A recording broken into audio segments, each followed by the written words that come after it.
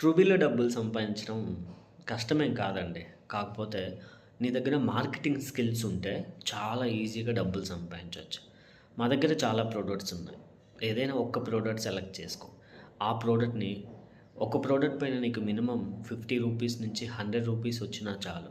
బల్క్‌లో డీల్ చేసుకో. ఒక 1000, 2000 డీల్ చేసుకో.